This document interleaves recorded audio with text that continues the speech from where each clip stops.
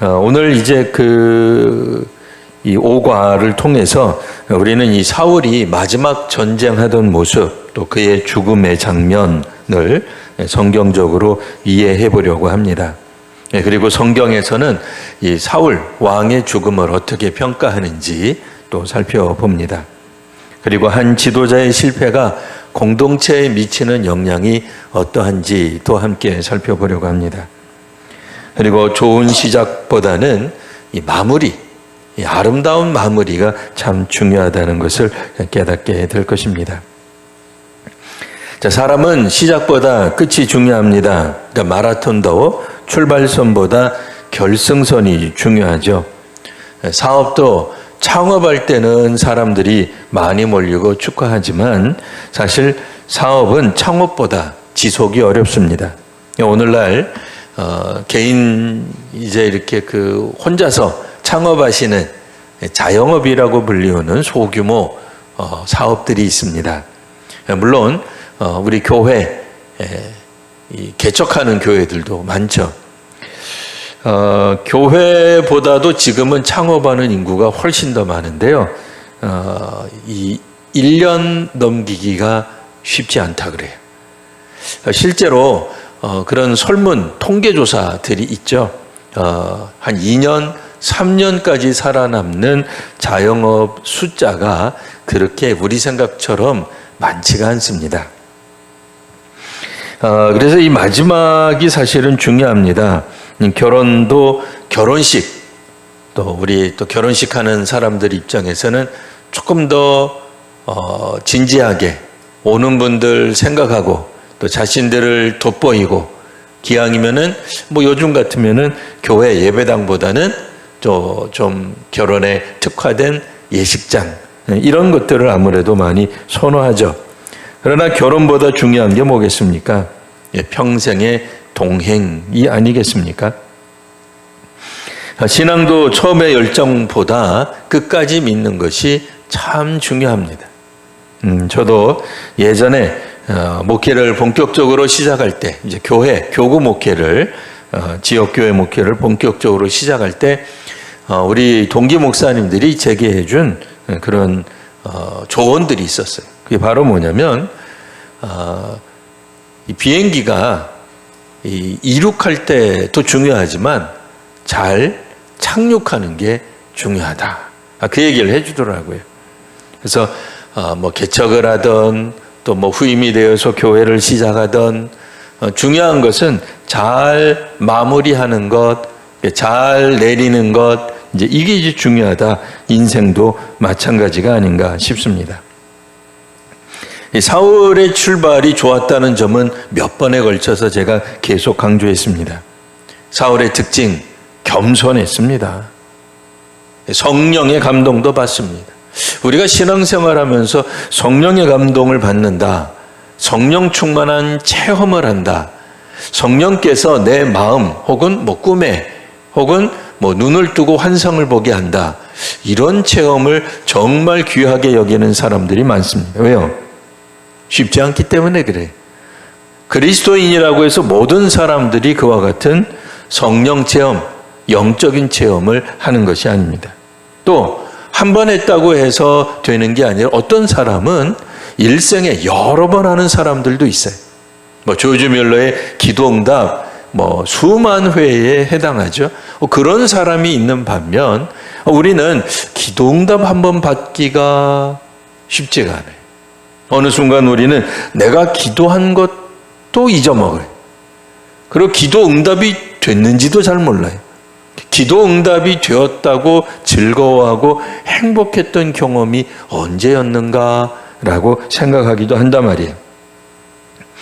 그래서 사울 역시 성령의 감동을 받고 성령의 지시하심을 받았다라고 하는 점에서 확실히 우리와도 같지만 또한 우리보다도 뭔가 좀 특별한 인물이었다 하는 생각이 들게 됩니다.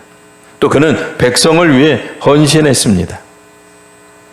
모든 것을 다 갖추었다고 생각했던 사울, 또 왕으로서 부족함이 없다고 보였던 사울. 그러나 그 끝은 매우 안타까웠습니다. 오늘날 우리 한국 교회도 뭐 기라성 같은 그런 영적인 교회 뭐 인물들이 꽤 있습니다. 그런데 그 중에 단면을 살펴보면 그 끝이 아주 그 좋지 않은 모습으로 이렇게 마감이 되는 그런 어떤 신앙인들 또 뭐 어떤 교회의 모습들 이런 모습들로 하여금 우리로 좀 당혹스럽게 만드는 일들이 꽤 있죠. 마치 3.1 만세 사건 우리가 생각할 때 그 처음에 나왔던 그 몇몇 분들이 나중에 이제 변절하거나 하는 모습을 보면서 역사라고 하는 게 반드시 한 단면만 봐서는 안 되는구나. 끝이 어떻게 되는지도 살펴봐야 되는구나. 이제 그런 측면들을 우리가 생각하게 됩니다. 성경은 여기서 사울의 죽음을 숨기지를 않습니다. 왜일까요? 사울의 실패를 조롱하려고요? 아닙니다. 하나님의 백성이 혹여라도 같은 길을 걷지 않도록 경고하기 위해서입니다. 인생에는 수많은 길이 있어요. 신앙에도 수많은 길이 있습니다. 교회가 어떠한 것을 결정할 때 뭐 5만 가지 경우의 수가 있겠습니다. 그렇죠? 그러니까 뭐 여전도회를 어떻게 운영할 거냐, 권사회를 어떻게 운영할 거냐, 뭐 등등 5만 가지 경우의 수가 있죠. 길이라고 해서 모두가 다 같은 길은 아닙니다. 그 길 중에 하나님이 기뻐하시는 길, 그 길을 걷는 것이 사실 중요하죠. 교회 생활하고 세례를 받고 또 직분을 받았기 때문에 우리가 무엇이든 어떤 길이든 우리 마음대로 가도 된다는 법은 없습니다. 오늘 이제 수요 사경회를 통해서 그 내용들을 차근차근 하나하나 살펴보려고 합니다. 첫 번째, 하나님께 버림받은 왕의 마지막 전쟁의 모습이 있습니다. 사무엘상 29장을 읽으면 거기에는 블레셋이 대규모 전쟁을 준비하는 장면이 나와요. 근데 흥미롭게도 다윗이 그때 어디에 있었냐면 블레셋 진영에 있습니다. 이게 무슨 소리입니까? 뭐 성경을 잘 아는 우리 권사님들 이미 내용을 아시겠습니다만 다윗이 사울을 피해 가다 도저히 안 되기 때문에 사울을 뭐 죽일 수도 없고 죽일 수 있는 기회가 여러 번 있었지만 다윗은 그렇게 복수하는 사람이 아니었어요. 사울조차도 하나님이 세우신 주의 종이 주의 도구라고 하는 것을 인정합니다. 뭐 오늘날 우리들은 싸울 때 그런 생각 잘 안 하죠. 그래서 뭐 상대방을 무너뜨리는데 최상의 공격을 다 하고 또 뭐 그렇게 합니다만 적어도 다윗은 그렇게 생각하지 않았어요. 아무리 부패한 왕이라도 자신을 죽이려고 하는 왕이라도 하나님이 영이 떠난 왕이라 할지라도 적어도 하나님이 세운 사람이라는 점에서 그는 그의 손에 피를 묻히는 걸 멈추죠. 그래서 그가 마지막에 도망을 어디로 가요? 블레셋으로 도망갑니다. 우리가 생각하면 참 기가 막히죠. 말도 안 되는 방법이죠. 아니 다윗이 어떻게 다윗이 되었어요? 다윗이 어떻게 세상에서 유명해졌죠? 그 이름을 낸 이유가 블레셋과의 전쟁 아닙니까? 그런데 나중에 도망가다 다윗이 선택한 방법이 놀랍게도 블레셋으로의 우리식으로 말하면 정치적 망명을 택한 겁니다. 여하튼 이 사울이 죽기 마지막 그 직전, 그 죽게 되는 그 전쟁 속에 다윗이 사실은 블레셋 진영 저 뒤편에 있는 거예요. 블레셋의 한 왕에 속한, 그러니까 몸을 의탁한 장군으로서 말이죠. 오늘날 우리들이 가지고 있는 역사 의식으로 생각하면 다윗은 매국노죠. 뭐 친일파죠. 있어서는 안 되는 거죠. 뭐 혹은 뭐 종북 세력, 뭐 요즘 같으면은 아예 뭐 공산당이죠. 네. 뭐 그런 식으로 우리가 역사적으로 해석할 수 있는 여지가 있습니다. 아니 어떻게 망명을 해도 블레셋의 망명을 할 수 있단 말입니까? 자, 그러나 성경은 뭐 있는 그대로 이야기하고 다윗의 망명 사건은 오늘 주제가 아니니까 여기서 이제 그만하고요. 자, 흥미롭게도 다윗은 이때 당시에 블레셋 진영에 있었습니다. 그런데 놀랍게도 하나님께서는 그 전쟁에서 다윗이 빠져나오게 하십니다. 다윗은 그 전쟁에 참여하지 않습니다. 만일 다윗이 그 전쟁에 참여했다면 굉장히 복잡한 문제가 생겼을 거예요. 그러나 하나님께서는 이 블레셋 장군들의 마음을 움직이세요. 그래서 어떻게 움직이냐면 아무리 다윗이 지금은 블레셋에 의탁하고 친블레셋 시민이 되었다 하더라도 블레셋 장군들이 우려하는 바가 뭐예요? 전쟁이 심해지다가 막판에 뒤에서 다윗이 공격하면 우리 완전히 양쪽에서 공격해서 이 죽는 거 아니냐, 양동작전 아니냐.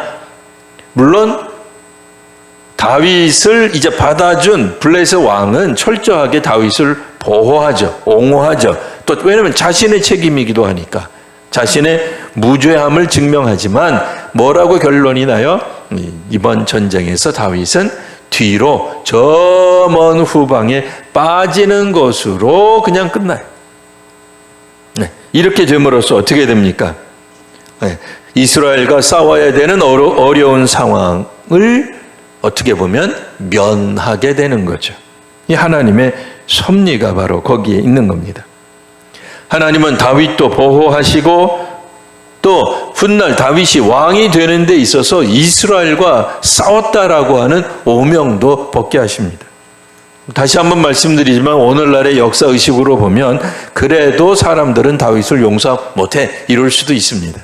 감히 적군 편에 들어? 그러고도 네가 사람이냐? 뭐 이렇게 이제 나올 수 있겠죠. 자, 중요한 건 뭡니까? 다윗이 궁극적으로는 홀로 마지막 전쟁을 맞이하게 된다는 겁니다. 물론 혼자 싸운 건 아닙니다만 다윗이라고 하는 이 출중한 장수를 옆에 두고도 사실은 사울이 여기서 죽지 않았을 수도 있다는 걸 암시하는 거죠. 예. 골리앗을 죽이던 그 다윗이 만일 이 전쟁에 앞섰더라면 블레셋 사람들의 사기가 뚝 떨어졌을 거예요. 어이, 다윗이다. 예? 우리 골리앗 장군을 죽인 다윗이라니 하고 전쟁에 나가서 이 블레셋 사람들이 신이 났겠습니까? 신이 나긴요. 예? 그런데 결국에는 사울이 그 수많은 세월 지나가는 동안에 다윗과 거리가 멀어졌잖아요. 다윗을 미워하는 그 행동을 오만 가지를 다 했어요. 하고 싶은 대로 다 했어요. 할 수 있는 대로 다 했어요. 하나님이 나중에 그를 막으시기까지 했는데도 어쨌든 사울은 막판에는 마지막 순간에는 다윗을 마치 아들을 돌아온 아들처럼 부둥켜갖고 우는 모습도 연출이 됐으나 그 즉시 사울은 그 다음에 또 어떤 현상이 벌어져요? 자기의 왕위 뭐예요? 오늘날로 말하면 자신의 권위, 자신의 영향력이 줄어들 걸 두려워하는 악령에 또다시 사로잡히게 됩니다. 물론 그 이후로 사울의 추격은 끝이 나죠. 왜요? 다윗을 죽이려면 블레셋하고 싸워야 되는 거니까요. 자, 겉으로 보기에는 우리가 우연처럼 보이는 일들이 여러 가지들이 있어요. 우리 인생 살다 보면은요, 사건, 사고, 그것이 직접적으로 나한테 오는 것도 있고 또 간접적으로 발생하는 것도 있을 거예요. 그러나 하나님은 다윗을 다음 왕으로 이미 준비하고 계셨던 거죠. 자, 우리도 한번 생각해 보겠습니다. 우리 인생에 당장 이해되지 않는 일들이 있습니까? 그런데 나중에 세월이 지나고 나보니 이것이 정말 하나님이 우리를 보호하시는 거였구나. 그때만 하더라도 정말 억울했어요. 정말 힘들었어요. 살고 싶지 않았어요. 그럴 수도 있죠. 그런데 지내놓고 보니까 하나님의 보호였구나. 그때 차라리 내가 낮아지고, 범죄해서 낮아지고가 아니라 억울하게 낮아지고, 마치 요셉처럼 말이죠. 하나님의 보호하심을 깨닫는 경험이 단 한 번이라도 있었다면 하나님의 섭리를 우리가 굳게 믿으시는 성도가 될 필요가 있겠습니다. 두 번째로는 이제 블레셋과 더불어 싸우는 그 전투 길보아산 전투, 전쟁이라기도 하고요. 그러나 이제 전쟁은 보다 좀 큰 개념이고 그 안에서 길보아산에서 전투한 것이 31장에 나옵니다. 이스라엘은 블레셋과 싸우다 예상대로 크게 집니다. 이 인생 살다 보면 이길 때도 있고 질 때도 있는데요. 근데 문제는 크게 져요. 사울의 세 아들이 죽습니다. 그 가운데 요나단도 있었습니다. 많은 사람들이 우리가 이렇게 생각할 수 있을 겁니다. 요나단이 죽다니. 다윗과 그렇게 끝까지 우정을 지킨 요나단이 죽다니. 하나님 이거 좀 잘못된 것 아닙니까? 왜 요나단이 이 전투에서 죽었는지 특별히 따로 설명이 되어 있지는 않아요. 우리가 알듯이 이거는 사울도 죽는 전투였기 때문에 당연히 누구는 살고 그러기는 어렵다고 생각할 수 있겠습니다. 중요한 건 뭐겠어요? 요나단은 아버지를 결코 배신하지 않죠. 그래서 마지막 전투라고 생각하지 않고 끝까지 전투에 참여하게 됩니다. 그러나 결론은 어떻게 되죠? 한 지도자의 실패로 말미암아 결국엔 그가 다스리던, 그가 영향력을 끼치던 많은 사람들이 이 전투에서 죽게 되었다라고 하는 것입니다. 한 명의 지도자는 단순한 지도자가 아니죠. 그것이 교회로 말하면 목회자일 수도 있고요. 우리 장로교회에서는 장로님들일 수도 있고요. 혹은 권사님이나 안수 집사님도 될 수 있습니다. 찬양대로 말하면 성가대 지휘자님이 될 수도 있고, 성가대 대장이 될 수도 있고요. 총무가 될 수도 있고요. 교회학교 지도자일 수도 있고, 교회학교 선생님일 수도 있죠. 자, 현대적 적용을 한번 해보겠습니다. 가정에서 가장이 흔들리면 어떻게 될까요? 마음이 막 무너져 버렸어요. 힘들었어요. 그래서 노상 술 먹고 집에 오면 아이들 때리고 그러면 그 가정이 흔들리겠죠. 교회의 지도자가 무너지면 어떻게 될까요? 이 무너진다는 건 영적으로 무너지는 걸 말하죠. 누군가의 흔들림, 사탄의 괴계 등등으로 무너져 버렸어요. 더 이상 기도하지 않고 말씀에 의지하지 않으며 또한 이 교회 공동체가 잘못된 길을 걸어가게 되도록 교회 지도자가 인도한다든지 그럼 어떻게 되겠어요?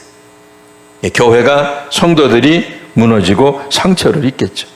나라의 지도자도 마찬가지입니다. 잘못된 결정, 잘못된 법을 만들면 그 피해는 고스란히 국민들 몫이죠. 왜냐하면 정치 지도자들, 국회의원들이 자신들의 발목 잡는 법을 만들겠습니까? 안 그렇겠죠.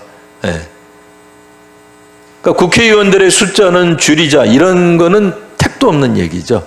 왜냐하면 그들이 법을 만드는데 국회의원들의 급여를 유럽 수준으로 낮추자, 평등하게 하자. 아마 그건 어려울 얘기일 겁니다. 예, 국회의원도 이렇게 불체포 특권 같은 거 없애자. 그런 거 절대로 안 할 겁니다. 예. 지도자의 책임은 그런 의미에서 언제나 개인을 넘어가는 거죠. 그래서 이제 그런 의미에서 우리가 사회, 오늘날 화두로 나오는 단어가 사회, 또 대한민국 사회에서는 정치에 대해서 사람들이 관심을 갖게 되는 거죠. 일전에 제가 설교할 때도 한번 언급을 했는데요. 가장 좋은 나라, 행복한 나라, 어떤 나라라고요? 국민들이 정치에 관심을 갖지 않는 나라가 되는 거예요. 예, 그러니까 진짜로 무관심한다는 뜻이 아니라 그렇게까지 뉴스에 연일 국회의원들이나 대통령이 무슨 일을 했다고 옛날 우리 대한 뉴스 보듯이 안 나와도 되는 나라. 예. 대통령이 이번에 바뀌었어? 그래 하고 그냥 무심할 수 있는 나라. 예. 그런 나라가 사실은 훨씬 더 안정된 나라라고 볼 수가 있겠죠. 자, 그 다음 거 한번 넘어가 보겠습니다. 세 번째, 사울은 그러면 어떤 선택을 했을까요? 마지막 상태, 선택입니다. 사울은 우리가 아시는 바와 같이 이번 전투에서 중상을 입습니다. 어느 정도의 중상이냐면 사실 살기가 좀 어려울 만큼. 그래서 자기 병기, 칼을 든 사람에게 이야기를 하죠. 나를 죽여라. 그러나 그 병기 든 그러니까 이 병사도 결코 그 일을 행하지 않죠. 왜요? 하나님이 세우신 사람 내가 어떻게 죽일 수 있습니까? 이거는 타살, 자살 그런 걸 떠나서 이제 그 관점에서 우리가 볼 수 있겠고요. 그래서 결국 사울이 자기 칼 위에 엎드리죠. 자, 이걸 이제 우리가 어떻게 생각해야 될까요? 이게 이제 자살에 관한 이야기를 하고 있는 걸까요? 꼭 그렇지는 않습니다. 자살 자체를 설명해서 자살은 결국 구원 못 받는 이런 거를 구약 성경에서 이야기해 주려고 우리에게 쓰여진 게 아니라 기본적으로 사울의 삶이 절망 가운데서 끝났음을 보여주고 있는 겁니다. 그러니까 그의 인생은 계속 절망, 나의 것을 빼앗길까 봐. 악령에 사로잡힌 것도 결국은 불안인 거죠. 불안과 절망은 어떤 면에서는 친구예요. 성도님들, 요즘 우리가 어떤 문제로 불안해 하십니까? 이 불안이 계속 지속되면 결국은 사람들은 절망 가운데 끝나게 되는데, 한때 수많은 백성을 이끌었고 정말 멋져 보였고, 이 나라를 이끌 만한 지도자의 대표격으로 보여졌던 사울이 이제는 아무런 소망이 없어요. 그러니까 이 소망이 없는 사람의 특징을 보면 말이 어떻게 되겠어요? 우리 권사님도 기도했습니다만 굉장히 불만으로 가득 차 있어요. 그러니까 찬양이 나오질 않아요. 감사가 없어요. 기쁨이 없어요. 그래서 오늘날 우리 이상한 사회, 잘못된 병리, 그러니까 이제 병적인이라는 뜻이죠. 병리. 현상 중에 하나가 사람들을 소위 말하는 옛날식으로 말하면 인민재판하는 것에 익숙해져 가요. 과거를 털고 잘못을 또한 이렇게 이야기를 하고, 그래서 그 사람을 거의 사회적으로 희생양으로 만들고 다시는 일어나지 못하도록 만드는 거. 이런 거에 쾌감을 느껴요. 다른 사람을 공격하고, 그래서 거기에 숟가락 하나 더 얹어서 마치 깨어있는 지성인 것처럼 이야기하고, 이런 어떤 잘못된 것들이 왜 이렇게 되는가? 이유가 뭐겠어요? 기쁨이 사라졌기 때문에 그래요. 즐거움이 없는 거예요. 그래서 가학적 행동을 함으로써, 그것도 사회적 익명성으로 들어가서 할 때에 사람들이 거기에서 쾌감을 느끼는 거죠. 이건 굉장히 병리적인 현상입니다. 좋은 모습이 결코 아닙니다. 자, 그런 의미에서 사울의 죽음을 우리가 여기서는 자살로 이렇게 보자 그런 얘기가 논지가 아니고요. 기본적으로 뭐겠어요? 사울은 왜 죽었는가? 지속적으로 불순종했기 때문이다. 이게 이제 중요한 겁니다. 그리고 왕으로서는 실패했다. 그의 사명, 직임을 잘 감당하지 못했다 정도가 아니라 실패했다는 거예요. 사람이 잘 못할 때도 있죠. 잘할 때도 있고, 슬럼프에 빠질 때도 있고, 성공할 때도 있고, 실적을 낼 때도 있겠죠. 근데 여기서 말을 하는 건 최종적으로 그 자신이 왕은 아니다 라고 하는 것입니다. 그래서 오늘 우리가 읽은 성경 구절 어떻게 돼 있어요? 하나님 말씀을 지키지 않았다. 신접한 자를 찾는다. 하나님께 묻지 않았다는 게 가장 큰 문제죠. 즉 사울의 최후는 이번 단 한 번의 행동을 말을 하는 것이 아니라 오랜 세월 어떤 길을 그가 걸어갔는가가 중요한 거예요. 그러니 잘못된 길을 걸어간 사울은 결국 하나님을 거역하는 삶의 결말로 나아갔다라고 하는 것입니다. 자, 우리 네 번째 걸 한번 볼까요? 길보아산 이후에 이제 어떤 일이 벌어지게 됩니까? 사울의 시신을 블레셋은 성벽에 걸어두죠. 여기 기록이 돼 있듯이 적혀 있듯이 고대 전쟁에서 이제 수치를 주기 위한 적장을 시신을 이렇게 방치해 두는 거예요. 우리가 이 적장을 이겼다. 그의 시신이다. 그러니까 그들의 승리를 자축하고 또 광고하는 효과도 있으면서 또한 동시에 상대방 진영에게는 수치를 더하는 부끄러움을 더하는 이제 그런 모습이라고 볼 수 있습니다. 근데 그때 어떤 일이 벌어져요? 놀라운 사람들, 그러니까 이제 이스라엘은 이제 뭐 눈치 보고 숨고 피하기 바쁜데 놀라운 사람들이 나옵니다. 바로 그 사람들이 길르앗 야베스 사람들입니다. 이 길르앗 야베스 사람들은 한마디로 기억하는 공동체라고 말을 할 수 있죠. 그들은 예전에 길르앗 야베스가 공격을 당할 때에 그때 사무엘상 말씀을 11장 말씀을 보면 이런 이야기를 합니다. 이제 적군이 와서 이야기를 해요. 이제 우리한테 항복하고 조공을 바치면 살려주겠다. 이제 우리 편 만들어 주겠다. 그때 이제 길르앗 야베스 우리식으로 하면 이제 족장, 우리 뭐 촌장 이분이 이야기를 해요. 좀 이제 시간을 좀 버면서 이야기하기를 이스라엘 전역에 전령을 보내서 우리를 구해줄 사람이 있는지 알아보고 우리를 구해줄 사람이 없다면 당신들 편으로 우리가 전향하겠습니다. 뭐 당연히 그렇죠. 아니 뭐 사면 초과가 되었는데 우리 편이 나를 하나도 안 도와준다. 근데 오히려 상대방 이 적군이 우리한테 귀탁하면 귀속되면 살려주겠다 그러는데 뭐 그 길을 택해야지 무슨 방법이 있겠습니까? 뭐 이걸 가지고 뭐 매국노라고 이야기를 하겠어요? 자, 그런데 놀라운 거는 그때 뭐라고 이야기를 하냐면 이스라엘 전역에 전령을 보내는데 이때는 이미 사울이 왕이 되었을 때예요.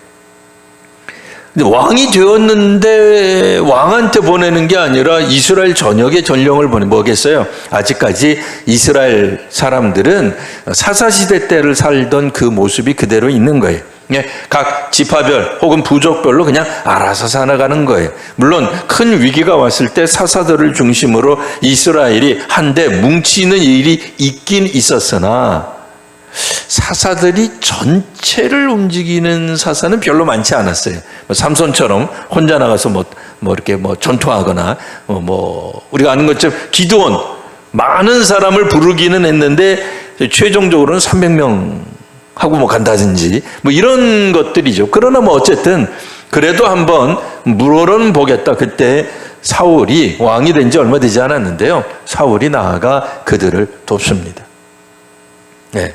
쉽지 않은 일이라는 거예요. 그러니까 왕인데 이거 당연한 것 아니냐 그게 아니라 그때 당시에 사람들 일반 백성들 생각에는 왕이 되었다 손치더라도 이거는 쉬운 일이 아닐 거라고 생각했다는 걸 보여주는 거죠.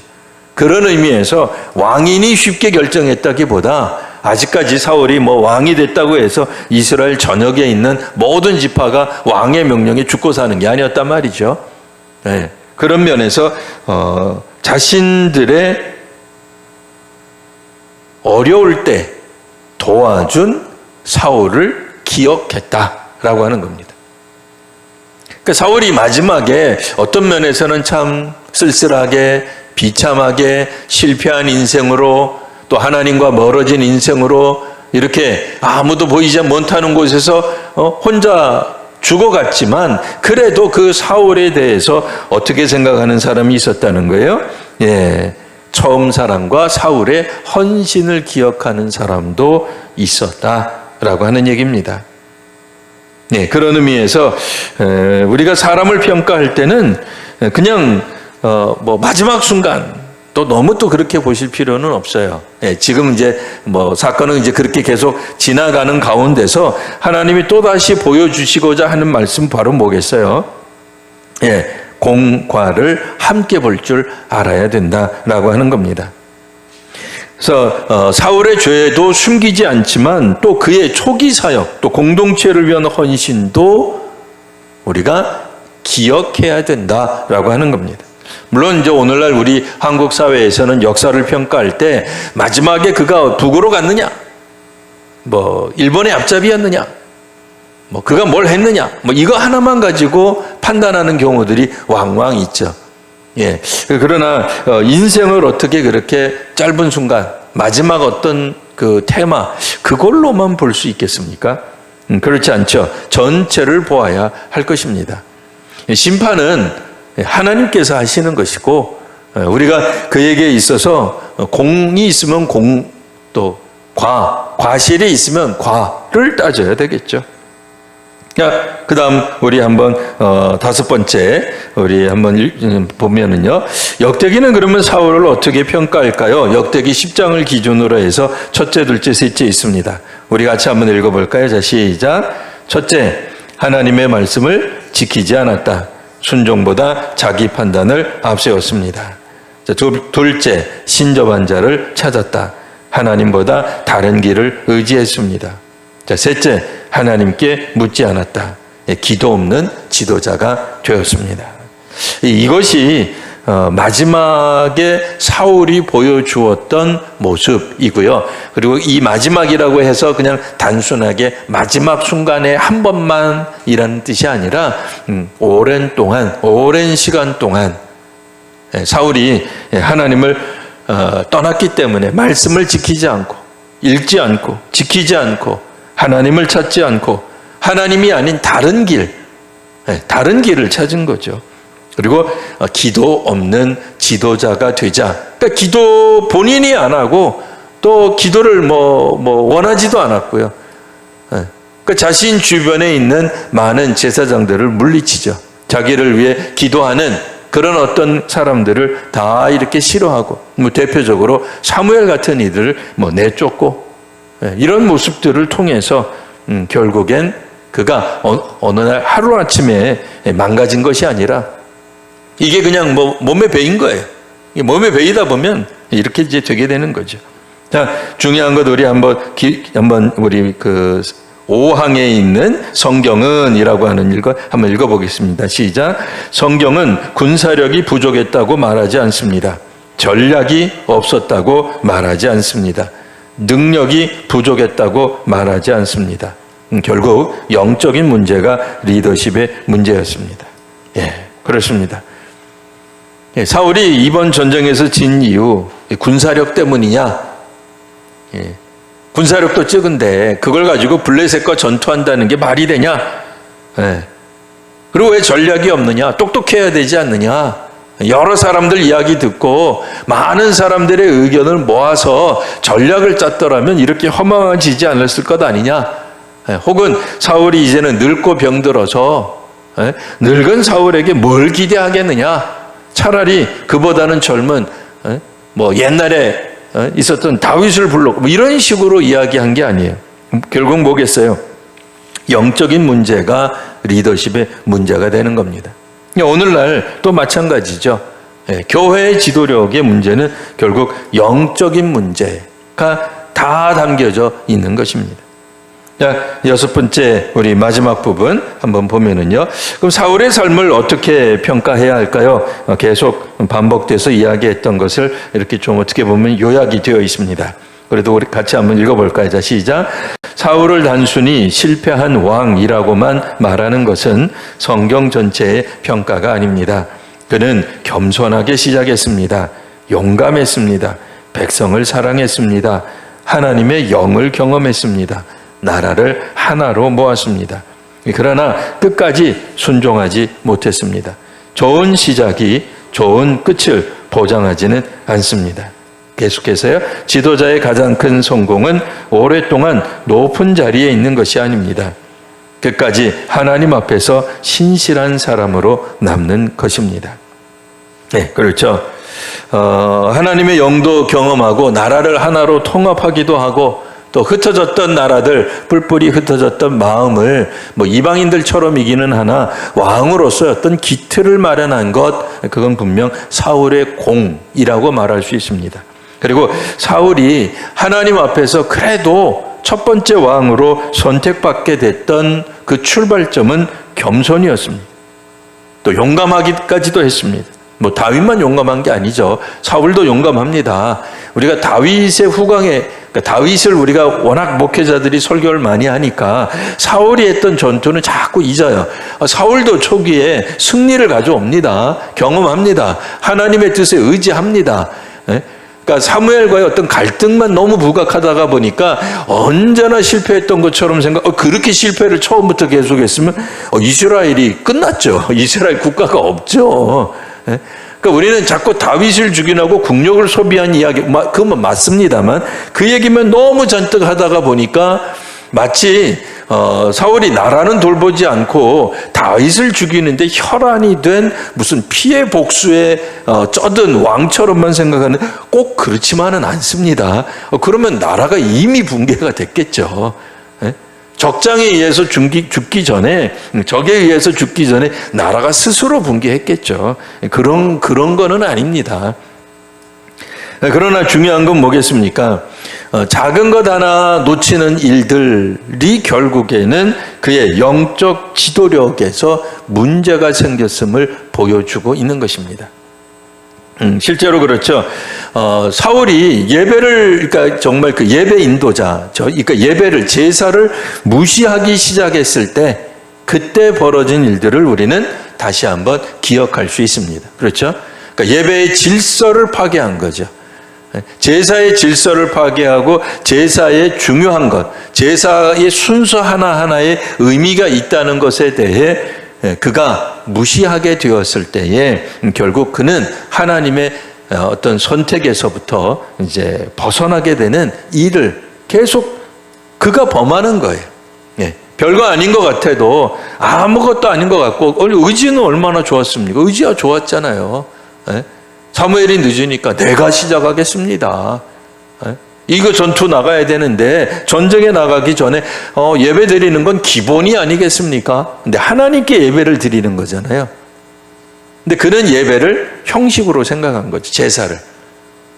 예배 한번 드리고 제사 한번 드리고 우리 연예인들은 아닙니다만, 요즘은 그거 좀 많이 없어졌다 그래요. 연예인들은 이제 무조건 하기 전에 고사 드리는 거 막 하잖아요. 그리고 진심을 담아서 하는 사람도 있겠습니다만, 아닌 사람도 있죠. 그리스도인들 같은 경우에는 참 불편하잖아요.